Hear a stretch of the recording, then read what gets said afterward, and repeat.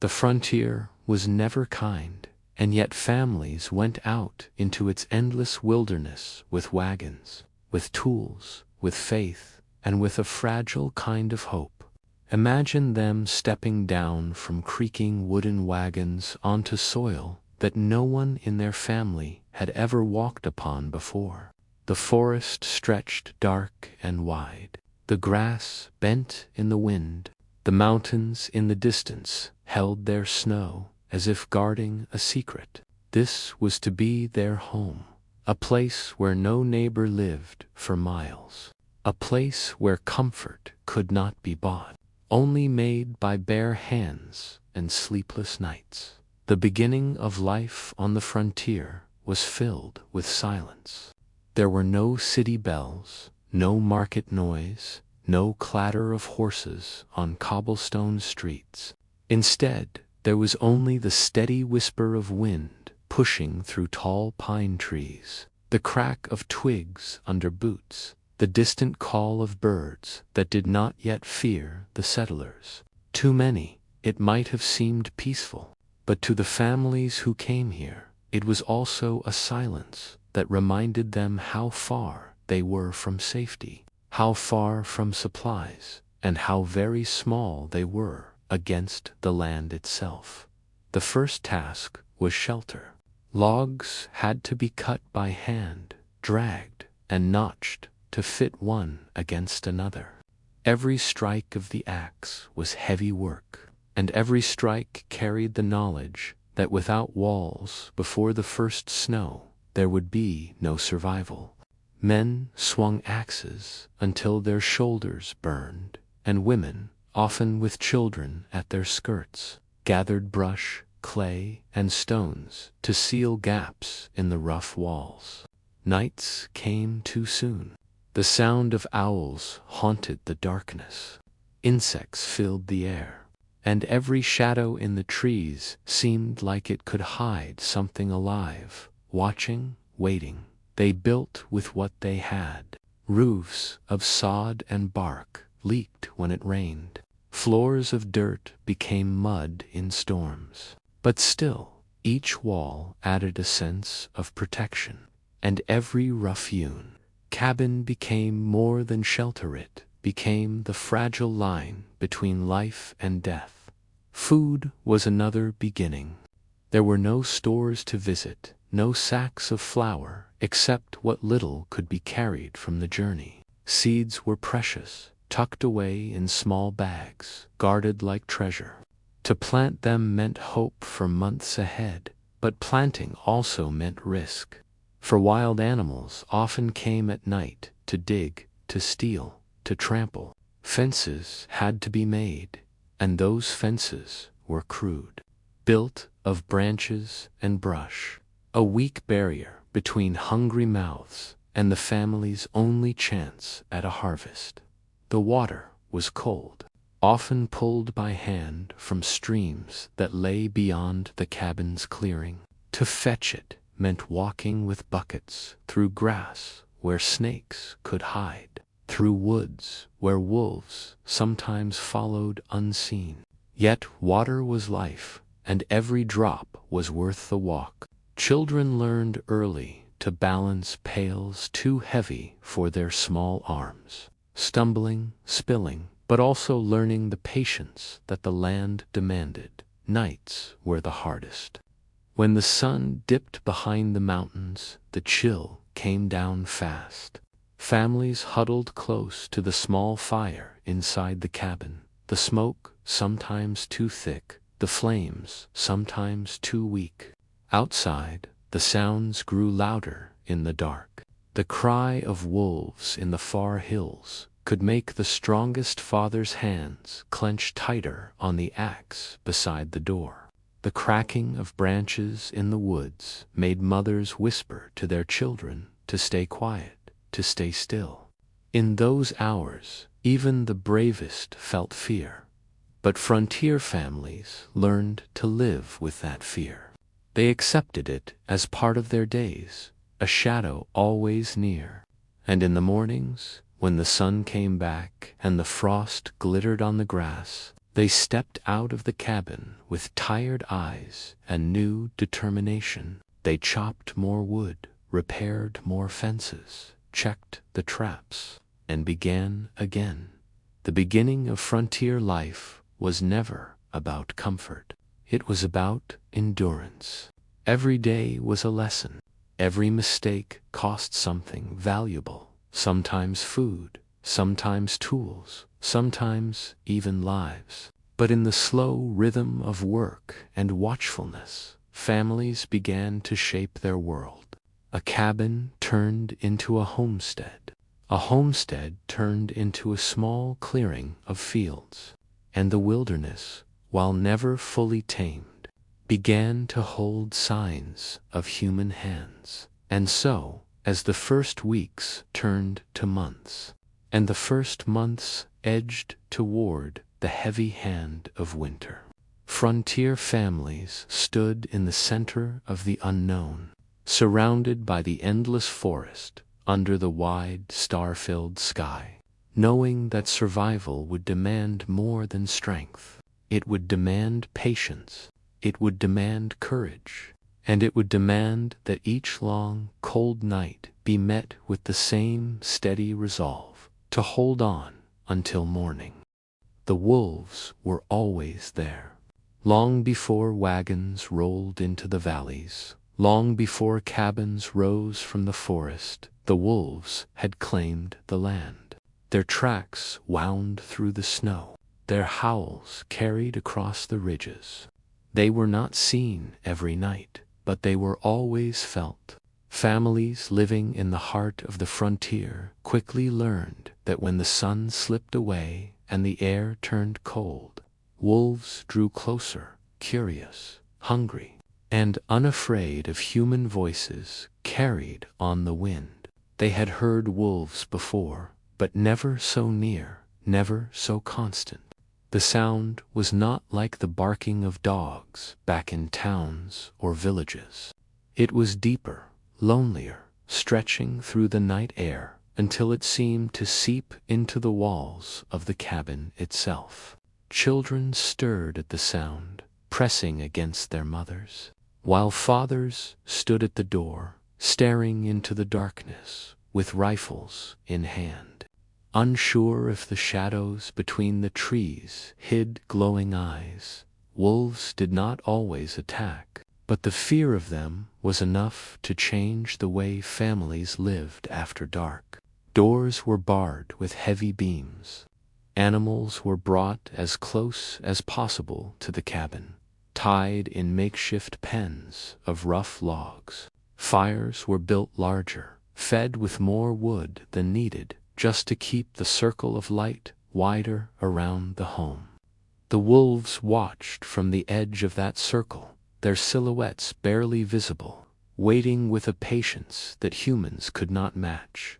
In those early months, livestock was precious.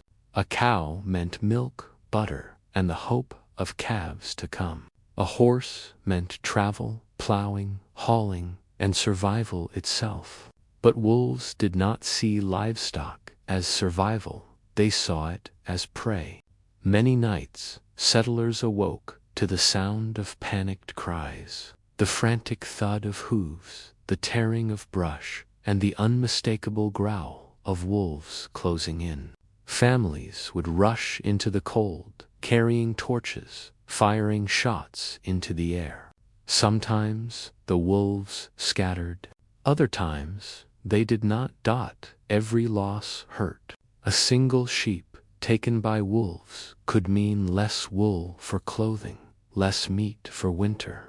A calf dragged into the woods could mean hunger when snow was deep. And every time it happened, the lesson was the same. The wilderness did not care about human need. It cared only for its own hunger. Fathers walked the fence lines at dawn, following the prints left behind. They studied the padded tracks pressed into the dirt, sometimes circling the cabin itself, as if the wolves had tested the boundaries, searching for weakness. Mothers whispered about it at the fire, glancing at the children, who listened wide-eyed. their imaginations painting the wolves larger than life, creatures of both bone and shadow. Yet, in time, families adjusted. They learned tricks passed down from travelers or from other settlers who had survived longer. They hung bits of cloth soaked in strong scents to confuse the wolves. They left scraps farther from the cabin, hoping to lure the predators away. They built their fences taller, dug them deeper, and prayed that the next night would be quiet. Still, the howls remained. On still nights, when the wind did not move the trees, the sound carried even farther, echoing over the hills like a reminder of the thin line between safety and danger. Some settlers swore that wolves howled louder on nights when snow was coming, their cries carried on the sharp, frozen air. Others believed it was a warning, a message from the wilderness itself that winter was tightening its grip. Inside the cabin, families endured as best they could. Children grew used to falling asleep to the sound, their dreams shaped by the rising and falling voices of unseen packs. Mothers stitched clothes by firelight, the needle moving in rhythm with the distant cries. Fathers sat silently, staring into the flames, knowing that when morning came, the work of protection would begin again. Wolves were not just animals to frontier families. They were symbols of the wild itself, and watchful, and always near. Every howl was a reminder that the settlers were strangers here, temporary visitors in a land that had belonged to others long before. And though rifles could frighten wolves away, though fences could delay them, though fires could push them back into the trees, the wolves remained. Night after night they returned. They circled the cabins. They tested the strength of the homesteads, and they sang their mournful songs beneath the cold stars, voices that filled the silence, voices that wrapped around families huddled in their wooden shelters, voices that reminded them that survival was never guaranteed. The wolves belonged to the night, and so families learned to live in their company, not in friendship, not in peace, but in a quiet, uneasy balance, where each side watched the other, waiting for weakness, waiting for the long winter to decide who would endure. On the frontier, hunger was always close. Families lived with the knowledge that their survival rested on what little they could grow, hunt, or trade. Each day was a calculation: how much food was left, how much could be gathered, how much could be spared. And in that calculation, there was always another factor to consider: the wild creatures that shared the land. Wolves were constant, but wolves were not the only threat. The forests held larger dangers. Bears moved through the trees with silent weight, their tracks broad, their presence undeniable. Cougars stalked the ridges, unseen, patient, waiting in silence until night fell or until an animal strayed too far from the cabin's clearing. These were not creatures that settlers had the luxury to ignore. They were predators that looked upon livestock, gardens, and sometimes even the settlers themselves as part of the wilderness to be claimed. The bears came in different forms. Some were black bears, smaller but bold, wandering into fields in search of corn or berries. Others were grizzlies, massive and slow to frighten, their size alone enough to shatter a family's sense of safety. A bear could destroy a fence in a single push. A bear could overturn a barrel of salted meat, rip open a smokehouse door, or trample rows of corn meant to last the winter. Families often heard them before they saw them: the heavy snap of branches, the dull thud of paws against the earth, the sudden silence of animals in the pens. At night, fathers lit torches and fired warning shots, the sound echoing through the trees, the light chasing shadows. Sometimes the bears fled, lumbering back into the darkness. Other times they stood their ground, their eyes glowing in the firelight, their bodies unmoved by noise. There are stories of families waking to the crash of a cabin wall being tested, the timbers shuddering under the bear's weight. Mothers gathered children close to the fire, while fathers held their rifles with steady, trembling hands. A single shot might drive the beast away, but sometimes it took more shouts, dogs, flames waved high into the air. Even then, the settlers knew the bear would return, drawn by hunger, drawn by the smell of food that humans tried to protect. The cougars, or mountain lions, as many called them, were quieter. They did not lumber. They stalked. They watched from the rocks above, from the shadows between trees, from the ridge where the cabin's firelight did not reach. Families rarely saw them until it was too late. A sudden scream from the pens, the frantic bleating of a goat, the desperate thrashing of a horse hand, then silence, broken only by the low growl of a predator claiming its kill. Unlike wolves, cougars hunted alone. Their strength was speed, their power in the single strike. Families feared them not only for their livestock, but for the possibility, always whispered, always feared that a cougar might strike at a child who wandered too far from the cabin, or a mother who bent to gather water at dusk. Because cougars were unseen, they lived larger in the imagination. Every snapping twig at night could be one. Every rustle in the grass could mean danger. Fathers warned their children not to wander near the tree line. Mothers called them back at the first hint of fading light. Dogs barked at shadows, their fur raised, their teeth bared at enemies that might not even be there. The threat was constant, invisible, and exhausting. The fight for food for families, every bite of food mattered. They could not afford to lose a single chicken, a single goat, a single row of vegetables. Bears and cougars were not simply nuisances. They were obstacles to survival itself. Families learned to guard their food with vigilance. Smokehouses were reinforced with stone. Root cellars were dug deep into the earth, their doors hidden beneath brush and soil. Pens were built sturdier, with logs sunk deep into the ground, sharpened stakes pointing outward like defenses in a battlefield. Still, the predators tested these defenses. Bears tore down fences that had taken weeks to build. Cougars leaped over barriers that seemed impossibly high.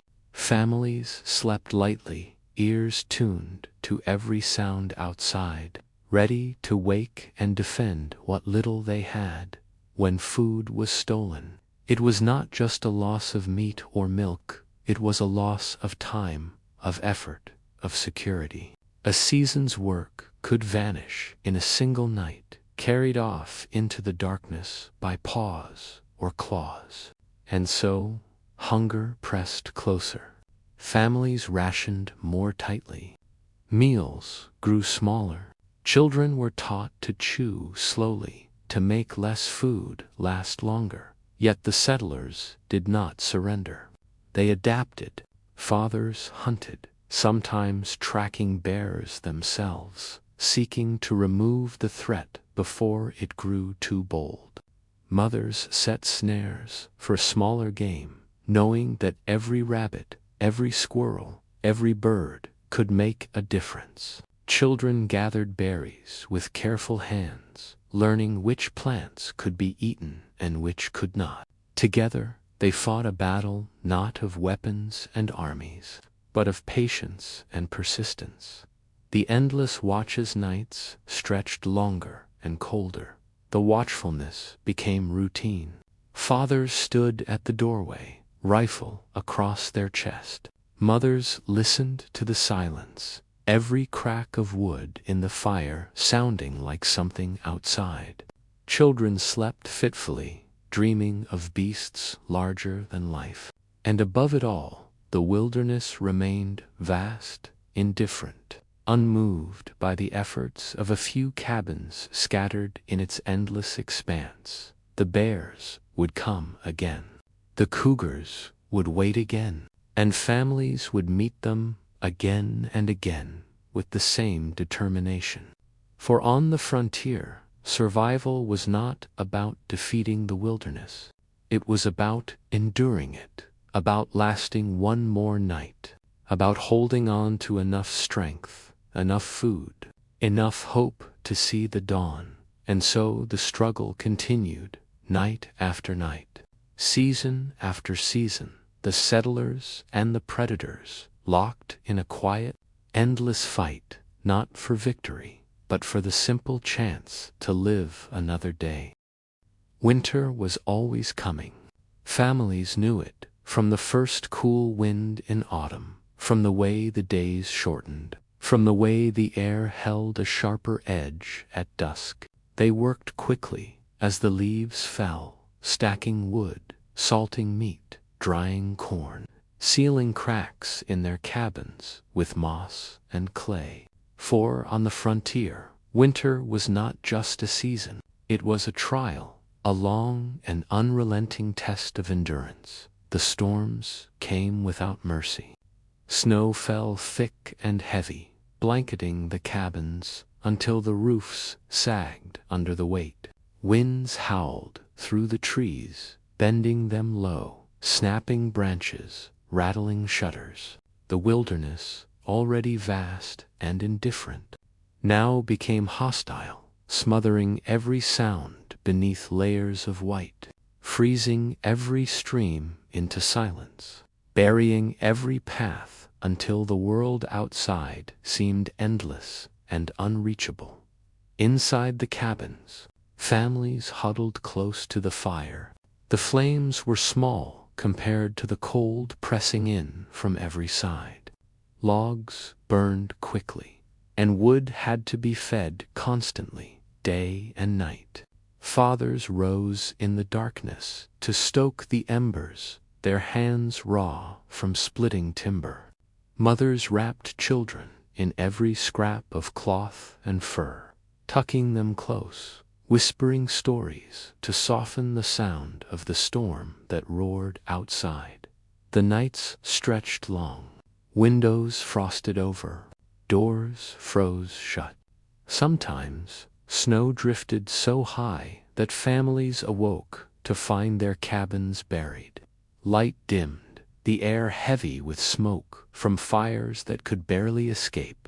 Digging out became another chore, another weight upon already tired bodies. Food grew scarce. The gardens were long gone beneath the snow. Hunting was dangerous, for to step into the storm was to risk losing the path back home. Men set traps near the cabin, hoping for rabbits or foxes, anything that might fill a pot. Women stretched meals thin, boiling bones for broth, grinding the last bits of grain, turning scraps into something that could be shared by many mouths. Children learned to be grateful for every bite, no matter how small, no matter how plain. And always there was the cold. It crept into every gap in the walls, every seam of clothing, every corner of the cabin. Frost grew along the rafters, dripping when the fire flared, freezing again when it dimmed. Water buckets iced over within the hour. Fingers ached, toes numbed. Breath came in clouds that lingered in the air. The cold was not just outside, it was everywhere, a constant reminder that survival was fragile. that warmth was borrowed, never guaranteed.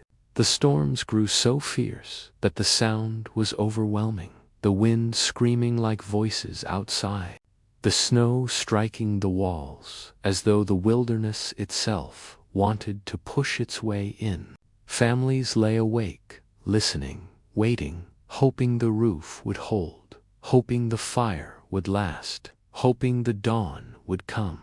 When morning finally broke, it did not bring relief. It brought silence, a silence so deep it felt heavy, pressing against the ears, as if the world itself had gone to sleep beneath the snow. Stepping outside meant facing a landscape that had changed overnight, trees bent low, fences gone, paths erased. The horizon itself seemed swallowed, yet families endured. They shoveled, they split more wood, they patched the cabin where the storm had torn it apart.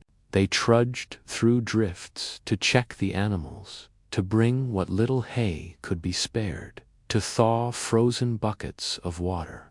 They did what they could because there was no choice. The winter did not wait for weakness. It demanded persistence. Still, the storms returned again and again.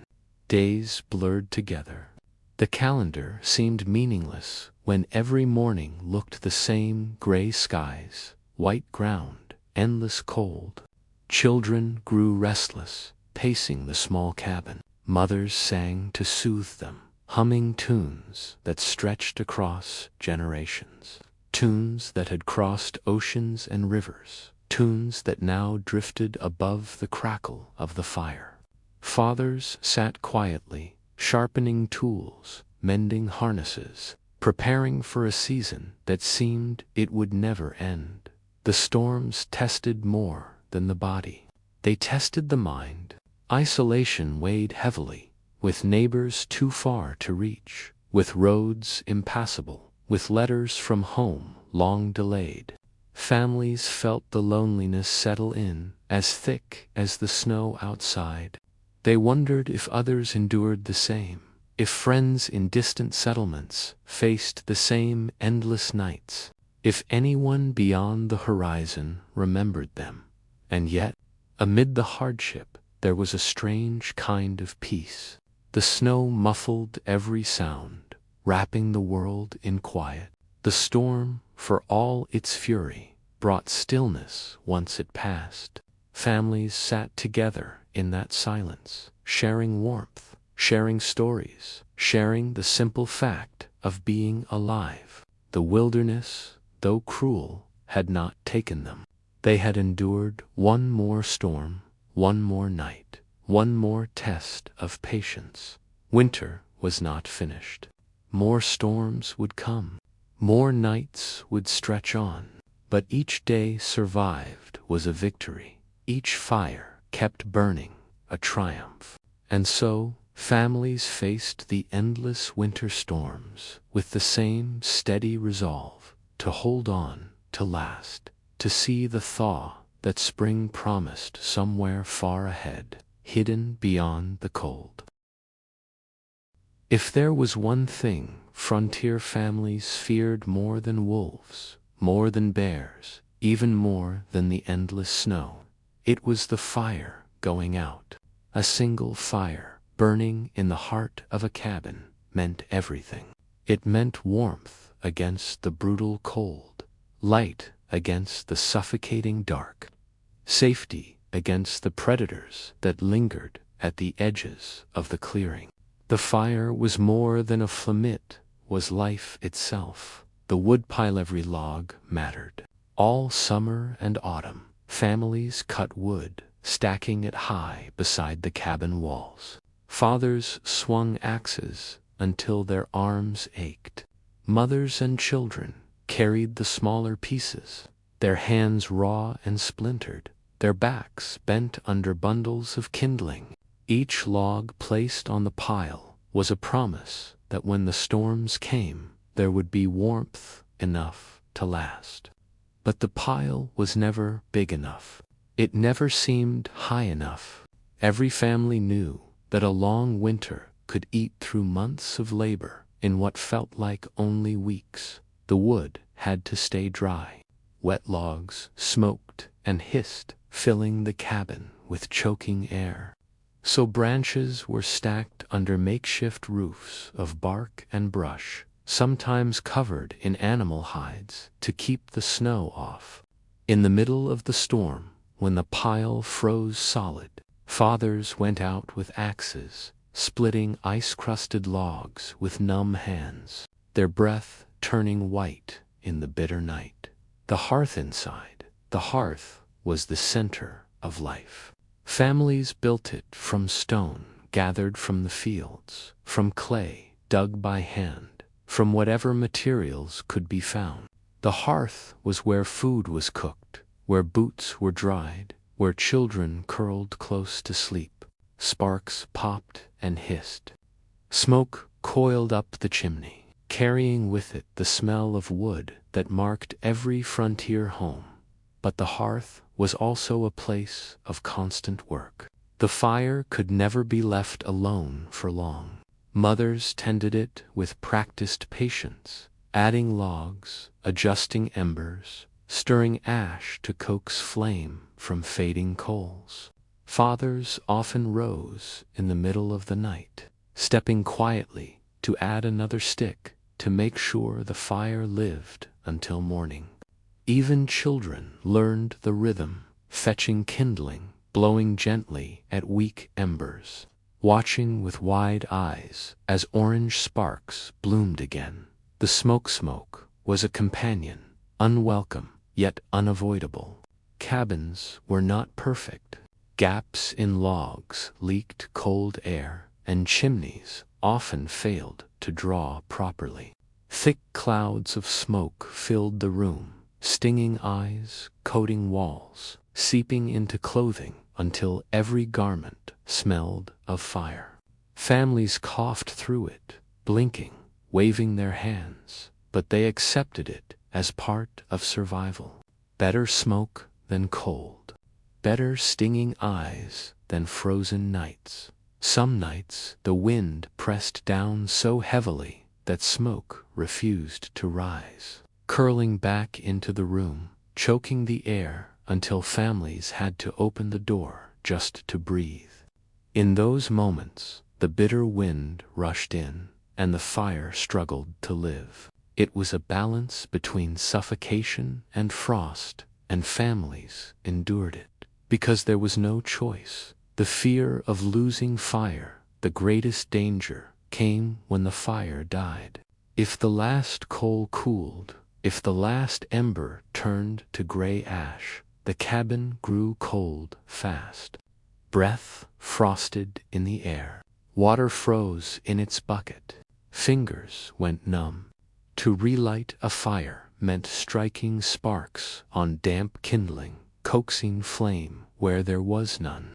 Fighting time before the cold swallowed the room. Some families carried coals from house to house when neighbors lived near enough, sharing flame as though sharing life itself. In the deepest winters, families guarded embers like treasure, burying them under ash to keep them warm, checking them again and again to make sure they still glowed. Losing fire was unthinkable. It meant danger, desperation, and sometimes death. The circle of light at night. The fire cast a small circle of light. Beyond that circle, the cabin lay in shadow, and beyond the walls lay the wilderness. The light flickered on faces, on tools hung on walls, on the rough-hewn floor where children slept. It was not bright, but it was enough. Families leaned into it, comforted by the glow, soothed by the crackle of burning logs, grateful for the fragile warmth it offered. Outside, the wolves howled, the snow fell, the wind screamed, but inside, the fire burned on, holding back the dark, giving families a sense of safety, however thin, the rhythm of survival day after day. Night after night, the rhythm repeated. Cut wood, stack wood, burn wood, feed the fire, protect the embers. Families lived by that rhythm, shaping their lives around the needs of the hearth. It was exhausting, but it was necessary. The fire asked for endless attention, and in return, it gave life. And so, in the long winters of the frontier, the fire was more than a tool. It was a companion, a guardian, a fragile but faithful ally. Families measured their survival by its glow. They leaned close to it when the cold pressed hard. They listened to its crackle when the silence outside grew too heavy. They trusted it to last until morning. The fire was everything, and so long as it burned, there was hope. The frontier was not kind to the weak. Yet within every cabin there were the smallest and the oldest, the fragile and the weary, those who could not swing axes or haul logs, but who still carried the weight of survival in their own way. Children and elders lived side by side with hardship, enduring the same cold, hearing the same wolves, facing the same storms, yet each in their own fragile state, more vulnerable to the dangers of wilderness life. The children were both a blessing and a burden in the harsh life of the frontier. They brought laughter to the small, smoky cabins, their voices echoing brightly against the heavy silence of the wild. They learned quickly, watching their parents with serious eyes, mimicking the motions of carrying wood, stirring pots, gathering water. But they were also the most at risk. Winter weighed heaviest on the young. Their bodies chilled faster. Their hunger came sooner. Their coughs, once small and simple, could deepen overnight into something more dangerous. A single fever could spread through the cabin, passing from one small body to another, leaving mothers awake for nights on end, wiping foreheads, whispering prayers, hoping the fire would be enough to hold the sickness at bay. Play was limited. The open fields of summer turned into prisons of snow. Children built small games indoors, drawing shapes in frost on windows, stacking bits of wood, tracing patterns in the ashes by the fire. Outside, they learned to tread carefully, never too far from the cabin, always under watchful eyes. Wolves might be near, bears might be hungry, cougars might stalk. A child who wandered could vanish, and so mothers called their names often, voices sharp with fear, even in moments of play. Still, children found ways to endure. They laughed at falling snowflakes, tried to catch them on their tongues, built small forts from piled logs, and found comfort in the songs their parents sang at night.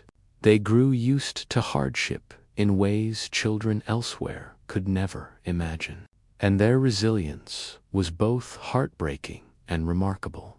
The elders, the old, carried wisdom, but their bodies often failed them in the relentless cold. Elders who had once been strong now walked slowly, their joints stiff, their breath shallow. They sat closest to the fire, wrapped in furs and quilts, telling stories of lands left behind, of journeys already endured, of seasons that had been survived before. Families leaned on those stories. In the darkest nights, when storms pounded the cabin and wolves howled, the voice of an elder became an anchor. Tales of ancestors, of hardships overcome, gave courage to the younger ones who listened. Yet the elders themselves were fragile. Cold stiffened their bones. Illness clung to them longer. A simple chill could sink deep, turning into something that lingered and weakened. Care for them was constant. Mothers made broth from the last bones, feeding them spoonful by spoonful. Fathers carried them from bed to hearth, knowing warmth was their best medicine. Children fetched water, held hands, listened to old songs sung in voices now cracked with age. Every family knew the risk that winter might take the oldest first, and so every day with them became precious. Every word, every story, every quiet moment by the fire, cherished. Illness and healing medicine was scarce. There were no doctors close at hand, no apothecaries, no steady supply of herbs, except what could be gathered in the warmer months and stored in small jars. Families relied on knowledge, passed down teas, brewed from roots, poultices made from herbs, steam drawn from boiling water and pine needles. Some of it helped. Some of it did little. Much of it was hope woven into practice, the belief that care itself might hold back death. Children wheezed, their small chests heaving. Elders struggled to rise in the morning, their bones stiff with fever. Mothers moved tirelessly, tending, watching, whispering prayers into the smoky air. Fathers, who fought wolves and chopped wood without flinching, often found themselves helpless against sickness. They sat silently, holding small hands, knowing that no rifle, no axe, no fire could guarantee safety from the invisible dangers of illness. The fragile balance, every member of the family had a role. Children carried water, gathered kindling, tended chickens. Elders offered stories, comfort, memory. The strong cut wood, hunted game, built fences. But when one faltered, when a child grew weak, when an elder grew ill, balance trembled. More work fell upon fewer shoulders. More worry pressed into already burdened minds. And yet families endured. They did not abandon their weak. They carried them along through the storms, through the hunger, through the nights of fear. The quiet strength of Karit was in those moments of fragility that the true strength of frontier families was shown. Not in the cutting of wood, not in the chasing of wolves, not in the building of fences, but in the quiet, patient acts of care. A mother holding a fevered child through the long night. A father feeding broth to his aging parent with hands that usually held tools of survival. Children fetching water without complaint, knowing it was needed for someone weaker than themselves. In the wilderness, where the land seemed vast and uncaring, where storms battered the walls, where predators waited in the shadows, love became the strongest shield. It did not stop the snow. It did not silence the wolves. But it kept families bound together, each one carrying the other through hardship, the long night sand. So children drifted to sleep to the sound of storms, dreaming of warmth and spring. Elders sat by the fire, their eyes heavy but their voices steady, telling one more story before rest. Families, fragile and strong, all at once, held together in their small cabins, while the wilderness raged outside. The nights were long. The dangers were many. The health of the smallest and the oldest was always at risk. But in the quiet strength of care, in the shared burden of love, frontier families found a way to endure. Night on the frontier was never truly quiet. It was never fully safe, either. When the last log on the fire sank into a bed of embers, and when the howling wind outside grew thin, families lay in the half-dark of their cabins, listening. They listened to every creak of timber, every rustle in the grass, every cry carried through the cold air. For in those sounds lived both warnings and mysteries, calls of owls from high branches, the the sharp laughter of coyotes across the hills, the hollow silence between, the watchfulness of night after sunset. The wilderness changed its shape. In daylight, dangers were visible, the prints of a wolf in the snow, the shadow of a bear across a field, the sudden movement of deer startled in the brush. But at night, sight faded, and sound became the only guide. Families relied on their ears, straining in the dark, holding still, identifying what each noise might mean. Children often whispered questions. What was that? Was it close? Did it mean danger? Parents answered with low voices, sometimes with reassurances, sometimes with firm silence. For not every sound was harmless, and not every sound could be explained. Owls in the trees, the hoot of an owl carried far across the snow. Deep, mournful, steady, it echoed like the voice of the night itself. To some families, owls were guardians creatures who warned of approaching danger. To others, they were omens, bearers of bad luck, their calls heavy with superstition. An owl's wings were silent, gliding overhead unseen. Children lying awake beneath firs often imagined enormous birds with eyes glowing like embers, perched above the cabin, watching. In truth, owls hunted the small creatures of the night mice, rabbits, squirrels, and their cries were part of the natural rhythm. Yet, when heard in the middle of a sleepless night, they carried a chill that sank deeper than the cold stories grew around them. Elders told of times when an owl's call was heard just before a storm, or just before sickness struck, or just before a family member passed. Whether true or not, the sound became something families never ignored. Every hoot pressed into the heart of those who listened, a reminder that the wilderness was always awake, even when humans longed for rest.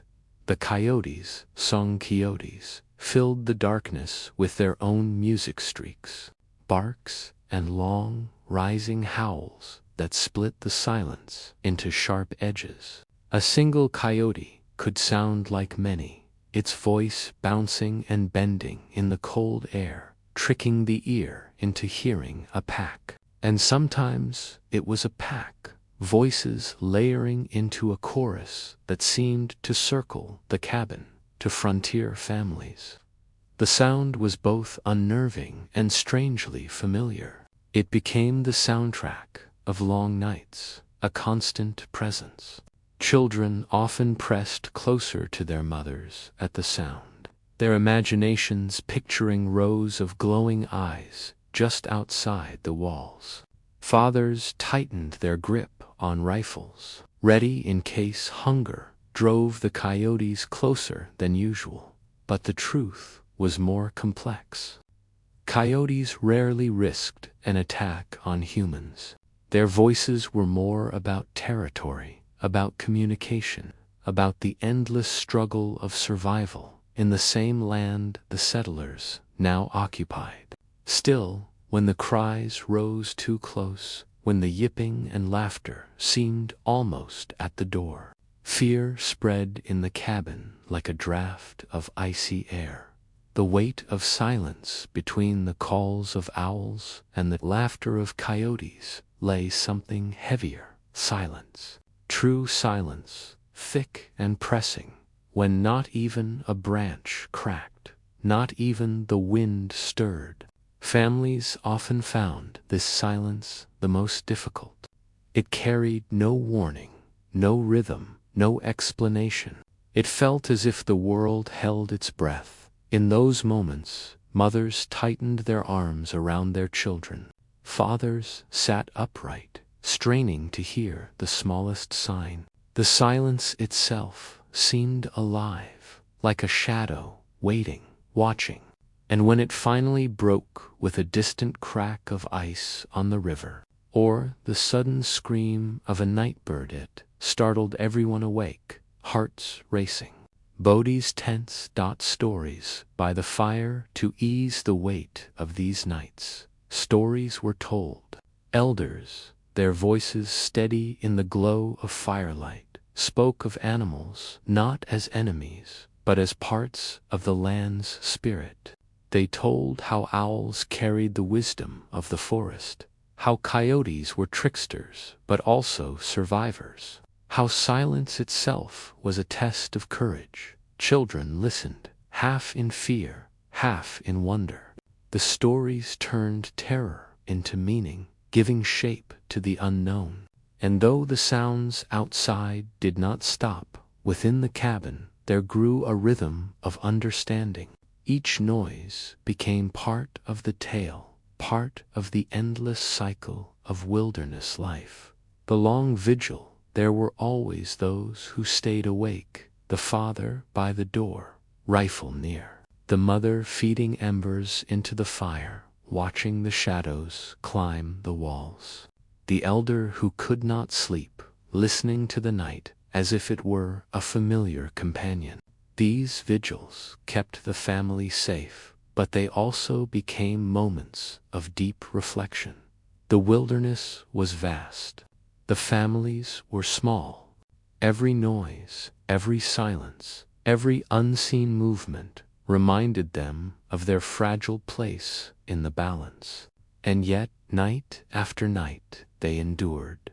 Fear and familiarity over time. What was once terrifying became familiar. The owl's call, once chilling, became a marker of time.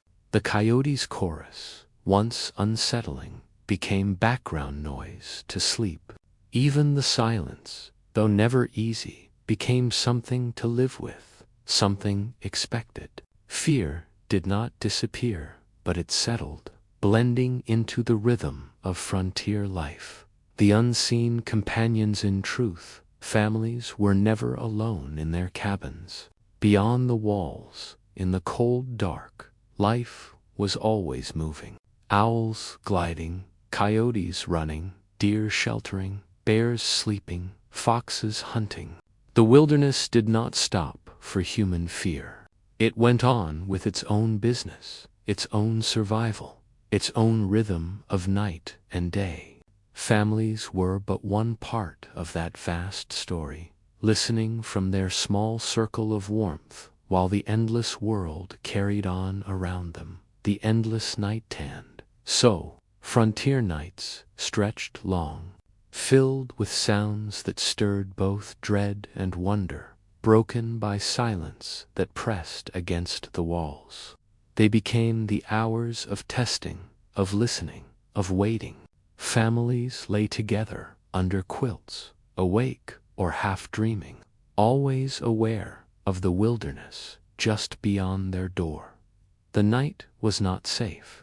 It was not gentle, but it was constant, and in its constancy, families learned to live not without fear, but with it, side by side, until dawn finally broke and light returned to scatter the shadows.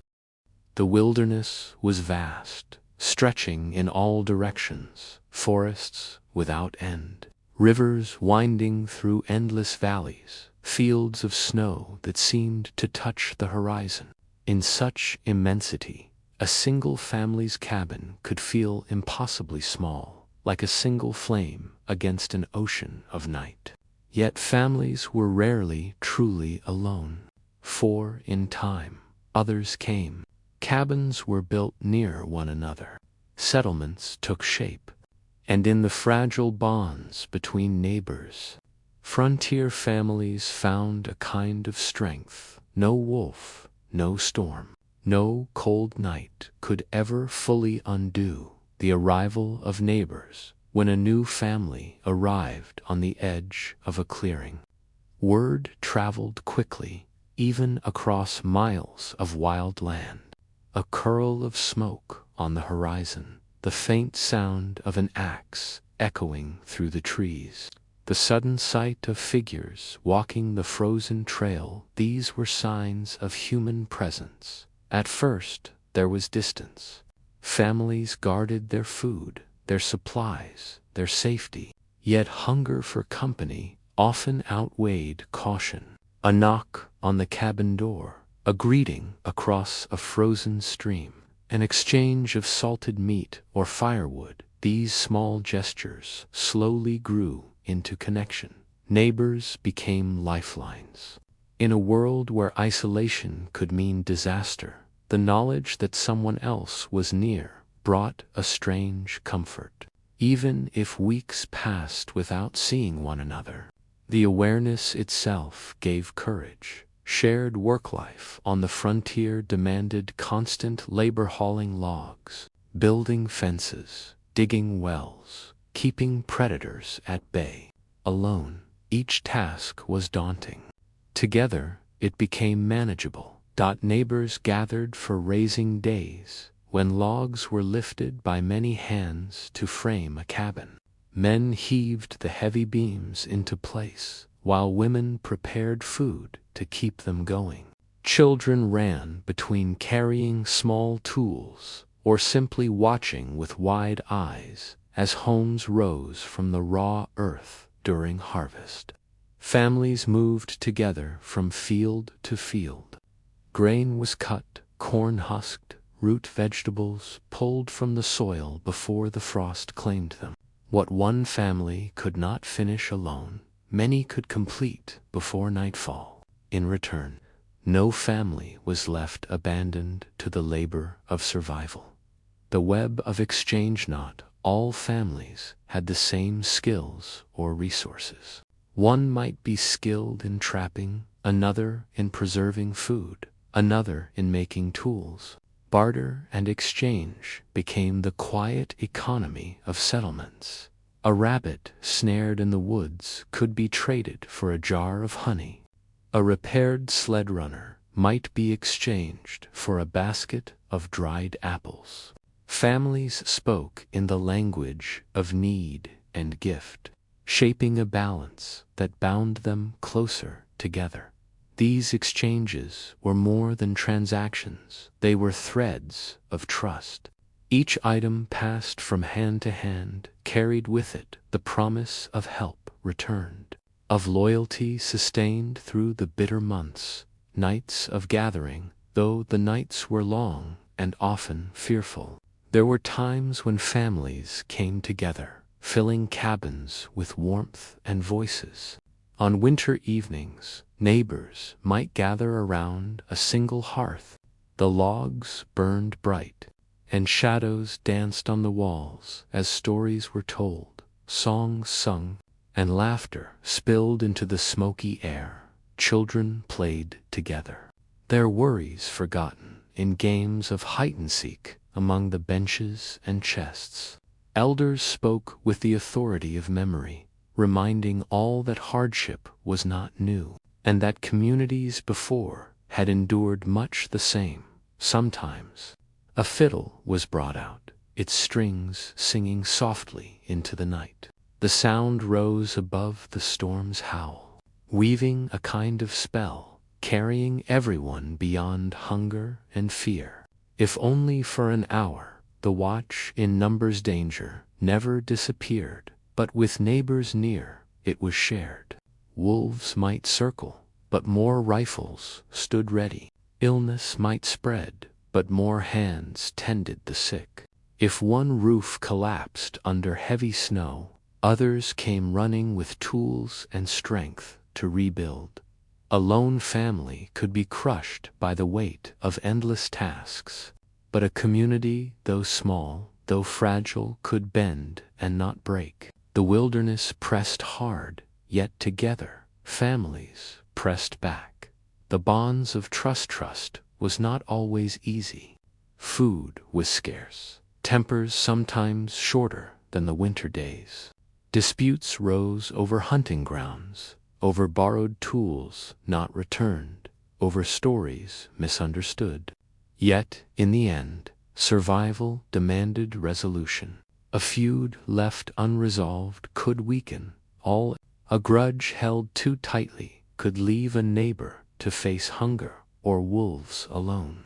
And so forgiveness, however grudging, became as necessary as firewood. The bonds forged in hardship were stronger than those made in comfort. Neighbors became family not by blood, but by need, by loyalty, by the shared fight against cold nights and unseen threats. Faith in others in the wilderness. Faith was not always spoken of in words of scripture or ritual. It was shown in the act of walking through snow to a neighbor's cabin with a bundle of wood.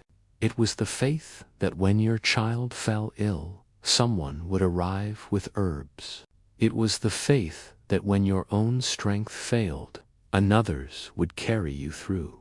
This faith in others was as vital as faith in God, as vital as food, as vital as fire. It turned scattered families into something larger than themselves. The comfort of knowing perhaps the greatest gift of community was not food, nor tools, nor shared work, but simple knowledge. We are not alone. That knowledge softened the silence of the night. It gave courage to the fearful. It let families sleep, knowing that if the worst came, they would not face it alone. Settlements in the wilderness. From a scattering of cabins came the beginnings of settlements, clusters of families bound together by need and hope. A small trail between homes became a road. A meeting place became a gathering hall. Slowly, what had once been only wilderness began to take on the shape of human endurance, written not in stone or grand walls, but in bonds, invisible yet unbreakable. And so, in the endless struggle against cold nights and wildlife threats, families discovered their truest strength not only in the axes they swung, not only in the fires they tended, but in the hands of neighbors reaching out across the snow. The wilderness tested not only the body, but the spirit. Endless cold, prowling predators, and nights stretched so long they seemed without end wore heavily on the mind. For families isolated in their cabins, far from towns or churches, survival demanded not only wood and food, but also belief that there was meaning in the struggle, that unseen hands might guide them through, that forces greater than wolves or snow might listen to whispered prayers. The hearth, as sacred ground, every cabin had its hearth, a small space where wood turned to flame and flame turned to warmth. Families came to see this fire as more than fuel. It was life itself, a sacred center. Mothers fed it carefully, fathers guarded it against the wind. Children were warned never to let it die. In many homes, the first fire brought to a new cabin was carried carefully from an older neighbor's hearth, a symbol of continuity, of life shared from one family to another. The fire was not only practical, but spiritual. Some believed its steady crackle kept away wandering spirits, that its light confused predators lingering in the dark, that its smoke carried prayers upward, daily prayers and quiet rituals. Faith was not always formal on the frontier. Few families had churches nearby. Ministers came rarely, traveling circuit riders who might visit only once or twice a year. In their absence, fathers read aloud from Bibles brought across miles of trail. Mothers led children in hymns sung softly before bed. Everyday rituals grew out of need. A whispered blessing before breaking bread. A cross traced over a child's forehead before sleep. A prayer murmured into the storm when wind rattled the cabin and wolves howled nearby. For some families, faith was strong and rooted, tied to the memory of churches left behind in distant towns. For others, faith was fragile, wavering beneath the weight of hardship. Yet even the doubters found themselves whispering words into the dark, if only to steady their own hearts. The shadows of superstition. Not all beliefs were holy. Some were older, stranger, born of fear and carried in whispers.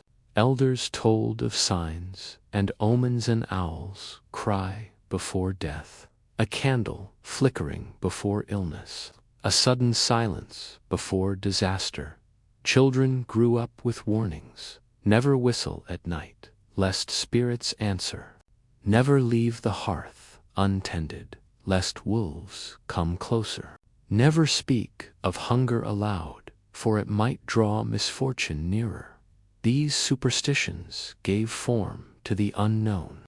They wrapped mystery in rules, turning fear into something that could be managed, even if only by habit. Families clung to them, not out of ignorance, but out of the need for order, in a land that often seemed ruled by chaos. Dreams and signs. Dreams were taken seriously. A vision of clear skies might mean the storm would break soon. A dream of wolves might signal the need to guard livestock more carefully. Elders interpreted such dreams, their words shaping decisions that might mean life or death. Even ordinary events were sometimes read as signs. A deer spotted in the morning snow could mean a successful hunt. A sudden stillness in the forest could warn of danger. Every detail mattered, for, in the frontier, nothing was dismissed as meaningless. Stories passed down, traditions lived not only in rituals but in stories. Around the fire, elders told of ancestors who had crossed oceans, of hardships survived before, of miracles that had spared families in times of hunger. These stories, repeated through generations, became a kind of scripture, binding children to the endurance of those who came before. Through stories, the wilderness was tamed into narrative. Wolves became characters, storms became tests, survival became destiny. Each tale gave families not only entertainment, but reassurance. We are part of a story larger than this night, larger than this fear. Holidays in isolation. When Christmas or Easter arrived, families observed them in quiet, stripped-down ways. There were no grand services, no crowds, no bells. Instead, candles were lit, prayers said, songs sung softly into the night. Sometimes neighbors gathered to share what little they had: a sweet preserved fruit, a small cake, a handmade gift of wood or cloth. These simple observances carried deep weight.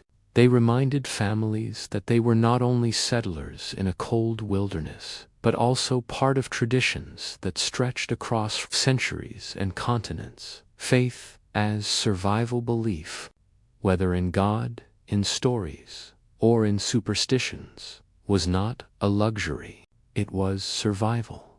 It gave families a reason to rise each morning, to face each storm, to keep moving: wood to the fire, food to the table, prayers to the sky. When wolves howled, families prayed. When storms raged, they sang. When silence pressed heavy, they told stories.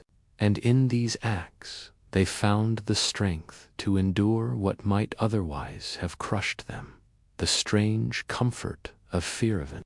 Fear itself became a kind of companion.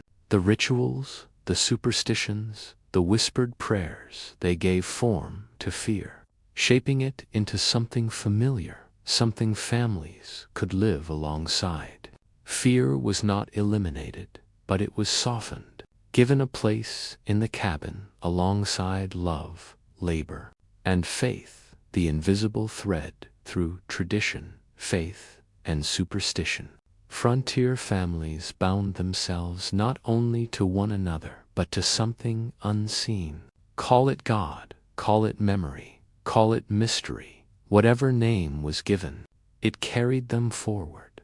And so, when the nights stretched long and the storms howled, when the cold seeped through every crack, families sat by their fires, whispering prayers, telling stories, tracing signs, believing in both the seen and unseen. And somehow, through that fragile, invisible thread, they endured. Winter on the frontier seemed endless. Nights stretched on, storms returned again and again, and the snow piled higher than cabin windows. Families lived for months in a rhythm of survival, chopping wood, guarding livestock, feeding the fire, tending the sick, listening to the wolves. It felt, at times, as if the cold would never release its grip. And yet, as surely as the sun rose, change came. It began slowly, so slowly that it was almost missed. The first signs, one morning. A child pressed their hand against the frosted glass and noticed the frost was thinner than before. A drip of water slid from the edge of the roof. The wind carried not only chill, but also the faint smell of damp earth. The snow, once sharp and dry, grew heavy and wet. Birdsong returned first, faint, uncertain, but unmistakable.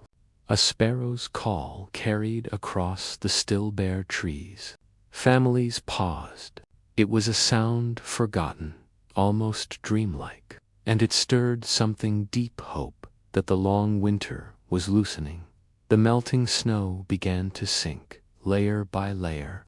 Roofs dripped steadily, forming icicles that broke and fell with sharp cracks. Rivers, once locked in ice, groaned and shifted.